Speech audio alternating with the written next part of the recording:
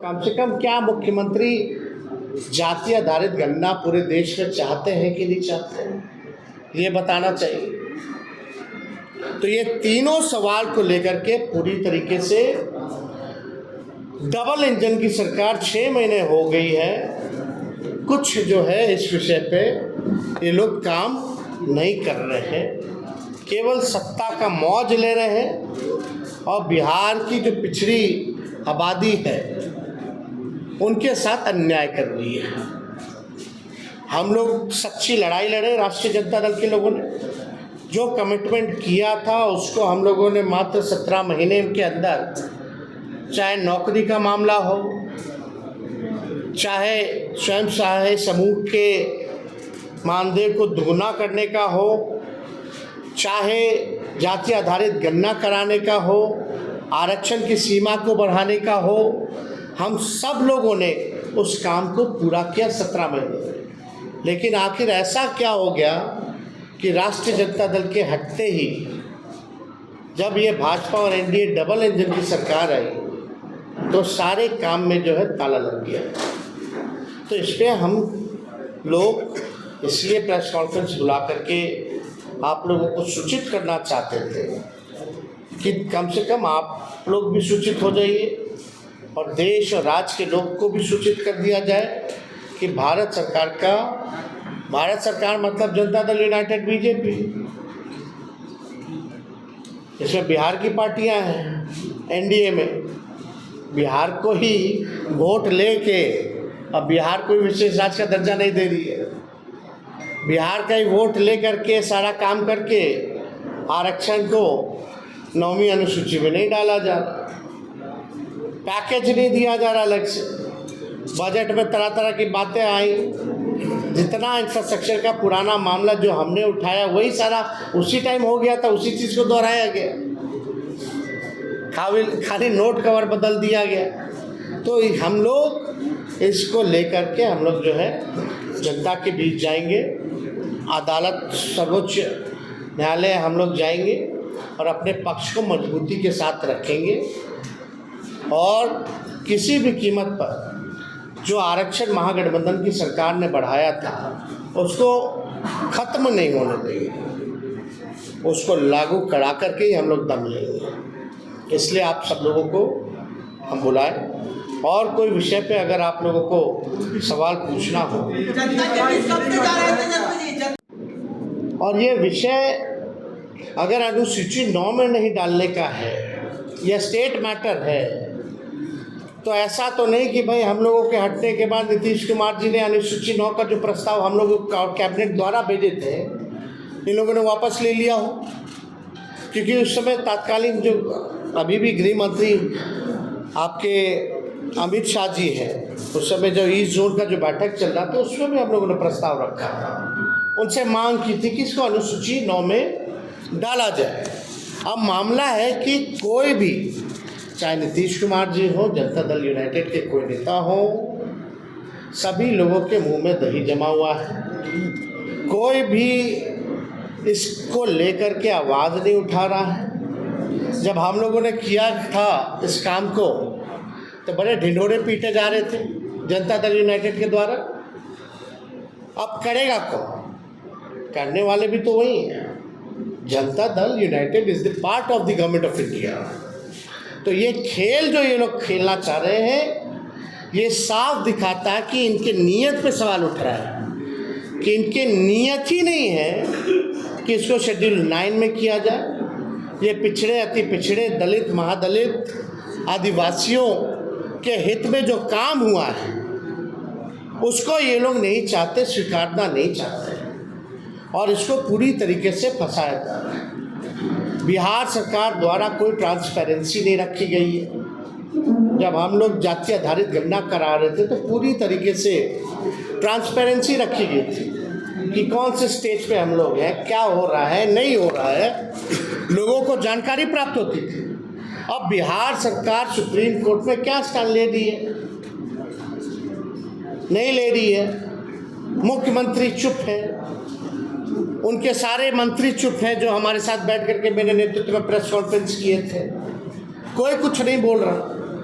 यानी बिहार सरकार और नीतीश कुमार जी इतने सीट लाने के बावजूद भी पूरी तरीके से फेल हो चुके हैं, सुपर फ्लॉप हो चुके हैं।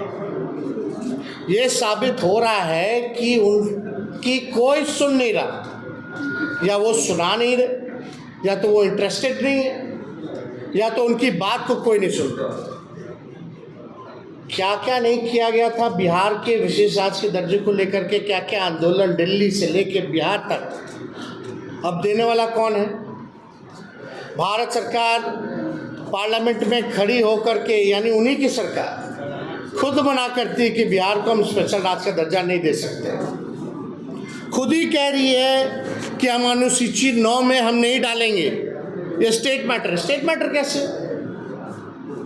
ये तो भारत सरकार को एक्सप्लेन करना चाहिए ना, कोई तो तार्किक जवाब देना चाहिए, टेक्निकल जवाब देना चाहिए।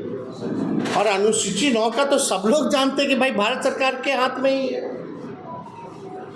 और किसी के हाथ में नहीं। वरना अनुसूची 9 में अगर राज्य सरकारों को होता, या बता दे, या तो ये भी जवाब इसमें दे देना चाहिए था कि हाँ राज्य सरकार को अनुसूची 9 में देने का, रखने का दर्जा दिया गया है या है, ये भी बात बता देनी चाहिए थी। तो ये भी बात नहीं कही गई। तो हमारा ये मानना है कि इस लड़ाई को लेकर के हम लोग आंदोलन तो करेंगे ही करेंगे सड़क पर, लेकिन कोर्ट में भी हम लोग पक्ष रखेंगे। और हम लोग केवल यही इंतज़ार कर रहे थे कि भारत सरकार का इसमें क्या जवाब होगा। अब ये स्पष्ट हो गया है, भारत सरकार ने मना कर दिया है, तो इसको लेकर के राष्ट्रीय जनता दल अगले सोमवार, सावन का महीना है, और हम लोग सोमवार तक हम लोग जो है अपना पिटीशन जो है सुप्रीम कोर्ट में हम लोग अर्जी राष्ट्रीय जनता दल द्वारा अपने पॉइंट्स को हम लोग रखेंगे। और बिहार सरकार को तो ये भी बताना चाहिए कि क्या आप प्रस्ताव जो दिए थे वो वापस ले लिए हैं कि नहीं लिए हैं, या मुख्यमंत्री ने कोई चिट्ठी लिखी है, नहीं लिखी है गृह मंत्री को अनुसूची 9 में डालने के लिए। और मान लीजिए अगर भारत सरकार मना किया तो जनता दल यूनाइटेड के लोगों का क्या प्रतिक्रिया है इस पर, यह भी स्पष्ट होना चाहिए। अगर भारत सरकार में भाजपा के बाद और कोई दूसरा तीसरा दल है मजबूत, तो वो जनता दल यूनाइटेड है, यानी एक अहम पार्टनर के रूप में है, निर्णायक भूमिका में है। तो जब आपकी बात ही नहीं सुनी जा रही है, ना बिहार को विशेष राज्य का दर्जा, ना 9वीं अनुसूची में, और मुख्यमंत्री जी तो हमारे साथ भी गए थे, उनके नेतृत्व में हम लोग सब गए थे हमारे प्रस्ताव पे प्रधानमंत्री जी से मिलने। उनकी तो मांग थी कि भाई जातीय गणना जो है पूरे देश में होनी चाहिए। तो आज तो मुख्यमंत्री स्थिति में है कि अगर मजबूती से अपनी बात को रखेंगे तो मोदी जी की हिम्मत नहीं है। अनुराग ठाकुर ने जिस प्रकार से राहुल गांधी का कहना है और अखिलेश यादव से लड़े हो सकती है, उन पर राहुल गांधी का कहना है कि उन पर ईडी की रेड हो सकती है, चाहे देखिए अब सब तो सबके सामने है। अब कोई मतलब नहीं रह गया रेड मारो या वो करो। ईडी और जांच एजेंसियों का कोई महत्व रह गया है क्या? कोई फेयर है ही नहीं। तो इसलिए इस पे ज़्यादा हमको टिप्पा टिप्पणी नहीं करना है। किस प्रकार से ये लोग सरकार का खिलौना बना हुआ है ये सबको पता है। अनुराग ठाकुर ने जो और कोई इससे एक मिनट, जैसे कि पार्लियामेंट में गवर्नमेंट ने ये रिप्लाई दिया है कि ये 9th शेड्यूल में लाना स्टेट गवर्नमेंट सब्जेक्ट है। डू यू थिंक कि government is misleading the house first thing, and second क्या तो स्पष्ट तौर पे क्या है कि झूठ बोल रहे हैं, एग्जैक्टली मिसलीड कर रहे हैं।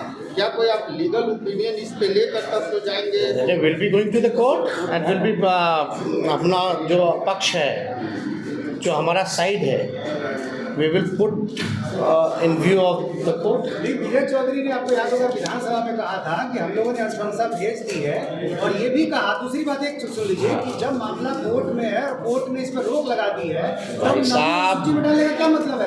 एक मिनट भैया, हम लोग जब प्रेस कॉन्फ्रेंस किए थे कैबिनेट का जब रिकमेंडेशन करा के तब कोर्ट को गया था, तब क्यों नहीं किया बीजेपी का सरकार? तभी 9वीं अनुसूची में डाल देता। अभी की स्थिति में नहीं। अरे अभी यही तो शक है कि ये लोग भाजपा के लोग ही जो हैं उनको खड़ा कर दिया जाता है कोर्ट में। आप हिस्ट्री जरा निकाल लीजिए, जो कास्ट बेस्ड सर्वे के खिलाफ जो कोर्ट गए थे, पहली बात तो बिहार का व्यक्ति था ही नहीं, वो बिहार के व्यक्ति था ही नहीं, तो भाजपा का वर्कर था। तो हम ये कहना चाहते हैं कि भाई जिसका डर हम लोगों को था वो हो रहा है। अब भारत सरकार का स्पष्ट जवाब भी आ गया है। अब कोर्ट में है तो हम कहाँ मना कर रहे हैं कि कोर्ट में नहीं है, हम तो कह रहे हैं हम भी कोर्ट जा रहे हैं, लेकिन कोर्ट में बिहार सरकार पक्ष रख रही है नहीं रख रही है अच्छे से, कम से कम हम तो रखेंगे ना अच्छे से, क्योंकि they are the part of the India government.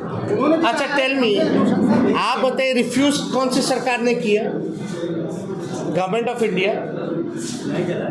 JDU is the part of government of India और नॉट? उनका निर्णय जेडीयू का निर्णय है कि नहीं है?